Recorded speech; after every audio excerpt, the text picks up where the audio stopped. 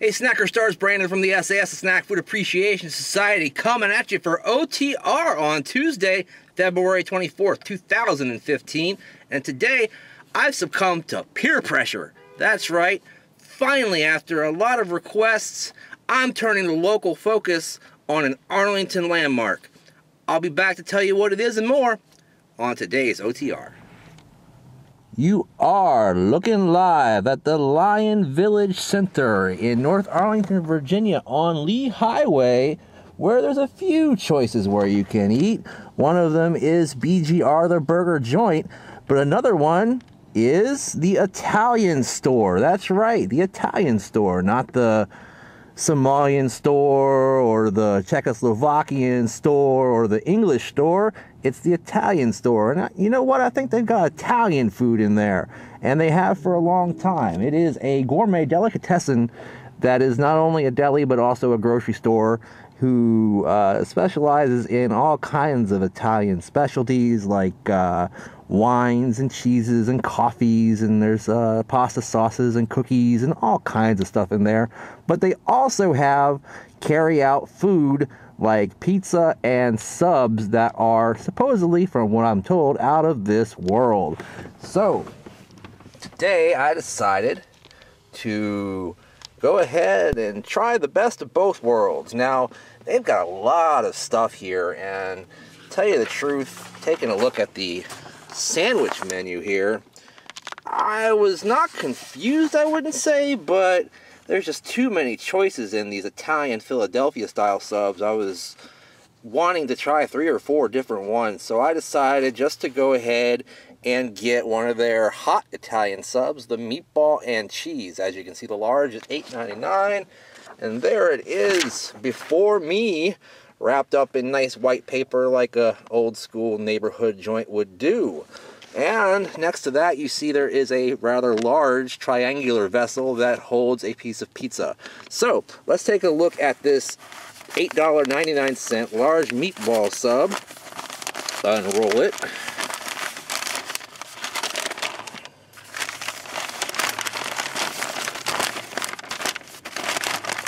Alright, so not only is it in the paper, it's also in some aluminum foil. So let me do my best with my one hand here to unwrap this baby for ye. Ta-da! The sandwich is open and ready for action. I got it on a soft roll. You can also get it on a hard roll. And like I said, it's meatball and cheese. Looks like they've got their own sauce. Quite a mess, as you can see. Bread coming apart already, so I'm not going to be able to open that up too well for you. And it's not great lighting here.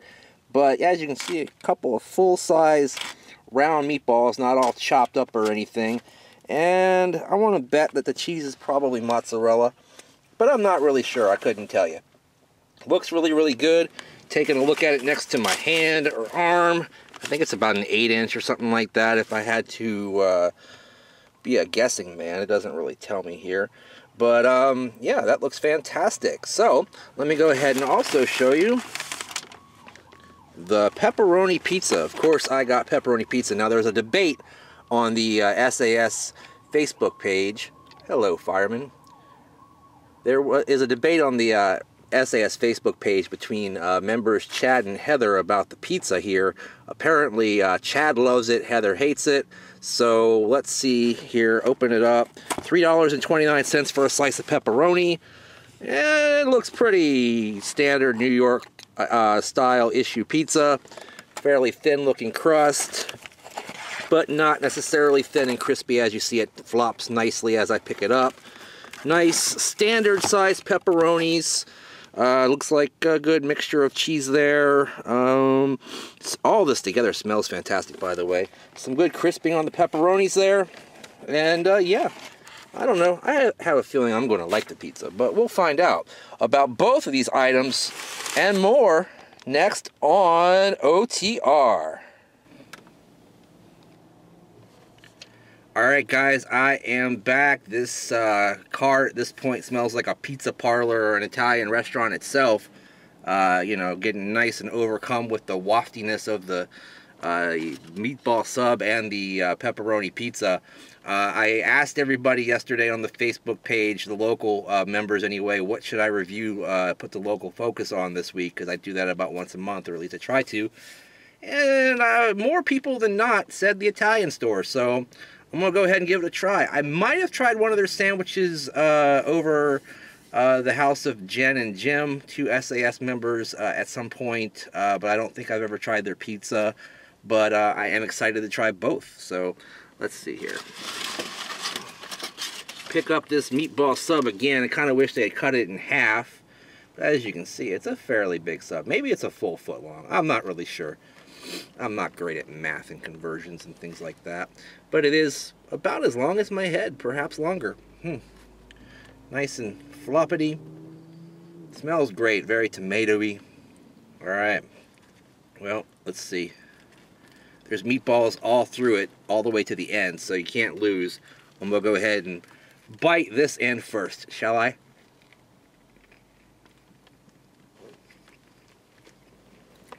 I'm going to need to take one more bite of this to tell you more about it. Wow. Alright. That tastes really, really good.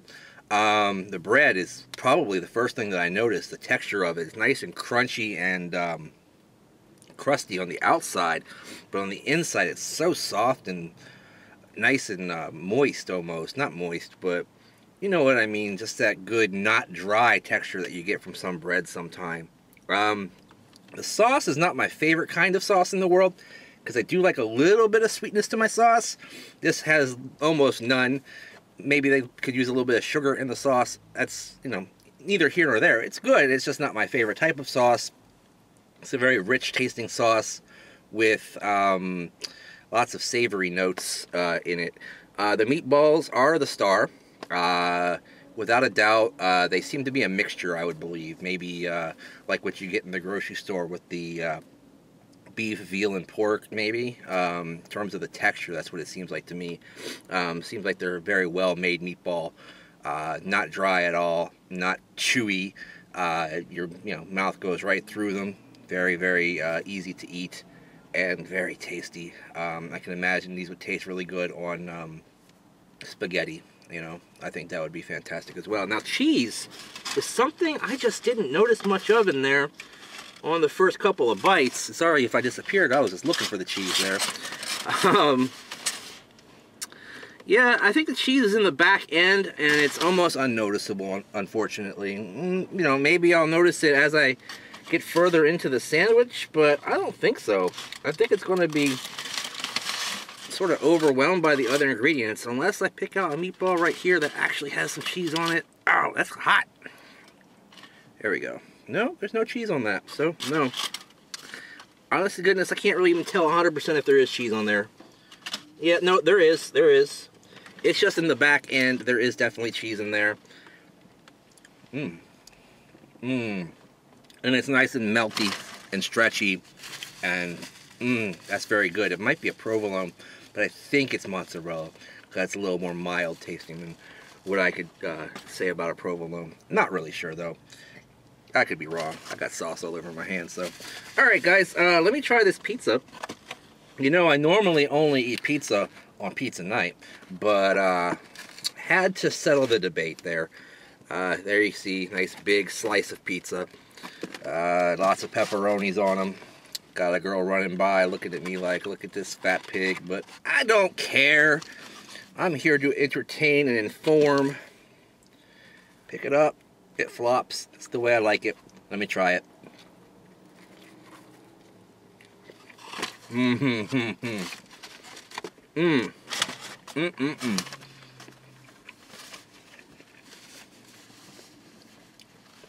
That's good.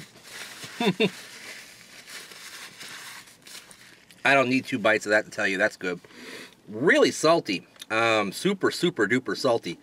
But it's oh so good. The crust is perfect. Flippity floppity with just a little semblance of crunch at the very, very bottom. Sauce, I can't tell if it's the same sauce that's in the meatball because the pepperoni takes over in this case. very, very spicy pepperoni. And I don't mean necessarily hot, but lots of spices, lots of flavoring to the pepperoni outside of just your standard pork and beef mix or whatever they happen to be giving you there. Good crunchiness to the pepperoni. The cheese doesn't have a lot of browning or anything like that, but that's okay. I can get past that. I like the cheese a lot. I didn't give you my rating on the sandwich yet. I'm going to give you that now, as well as the pizza. The sandwich, I would say, is a 3/4 thumbs up, honestly, and that is because I don't think the cheese is distributed properly, and I'm not 100% crazy about the sauce. If both of those components were hitting on all cylinders today, I would give this a perfect score, but because of those two reasons, giving it a 3/4 thumbs up, which is still a great score, and I would definitely buy this again. There's only $1 difference between the small and the large, so get the large, will you? I think I'm going to have part of this for lunch and part of it for dinner, and it's going to be great. As for the pizza, I got nothing bad to say about it whatsoever. Is it my favorite pizza of all time? I don't know. Probably not, but it's definitely great pizza, and I would get it again and again and again and again and again and again, so I'm giving it a 100% thumbs up. Love the pizza. It's my style of pizza. I like New York style pizza with nice flippity floppity crust and nice crispy pepperonis and yeah, all that good stuff. So full thumbs up on the pizza. Now, I did get one more thing, and this is something that we had actually tried to review one time, but we figured out we had kept it for too long and it went bad, so we decided not to even do the review, and it is Sprecher or Sprecher Black Cherry or Cherry Cola. Nice little bear there eating some cherries. Tony got me one of these from here one time, from Door County Cherry Juice, actually, it's made with. Made in Glendale, Wisconsin. I believe Debbie Hunkins from the SAS lives not too far from there and has actually said she likes these products, so that's pretty cool. Now, I don't have a way to open the top here because it's a you know, flip top, do I? Oh, no, I do, because my sweatshirt actually has an opener built into it, and also it's got a beer cozy kind of thing built directly into it. Let's see if I can give you a shot of this real quick. There we go. There we go. So yeah, it's got like a beer cozy built into it, and in one of the little hand pockets, it's got the opener, so it keeps your drink nice and cool, and you've always got something to open it with. So anyway, I digress. Go ahead and open this up. I love Cherry Coke. Cherry Coke is my favorite of all the Coca-Cola beverages, and I get it whenever I can. All right. Very, very pungent cherry nose to it. And in fact, I do smell the cola as well. Cherry Cola itself is its own scent, you know, and if you got your little scratch and sniff stickers, I'm crooked now. If you got your little scratch and sniff stickers from kindergarten class, you know the Cherry Cola one was always the best one to get. All right, bottoms up. That's more like it. Flavor-wise, I dig it a lot. Nice and cherry flavored with good cola accents. And I would say that's the way it is, too. It's not cola with cherry accents. It's cherry with cola accents. But despite the fact that you can actually see some of the fizz in there, it's not very fizzy. A little bit flat. I don't think it's bad. Oh, it says lightly carbonated on there anyway, so it tickles the taste buds. But yeah, not getting a lot of the carbonation there. But it's okay. I like it a lot. I think I'm going to go ahead and give this a 3/4 thumbs up as well. $1.99 for this. Brought my total spent today for OTR at about $15.70. So, you know, not cheap, but I think it was worth it. Do you? All right, guys. I talked a lot about the SAS Facebook page, so what you need to do is go into the link down in the description below. Join our page. Hundreds of the coolest people in the whole world. Very positive place to be. So you make sure you be there when you can. Also, follow me on Twitter at Brandon Reich SAS. Hashtag Snack Society all day, every day, to get all the latest snacking news and views from the SAS. Instagram, Brandon Reich SAS2. Favorite on YouTube, subscribe to the channel, like, all that jazz. And in the meantime, in between time, I'll see you next time. Bye-bye.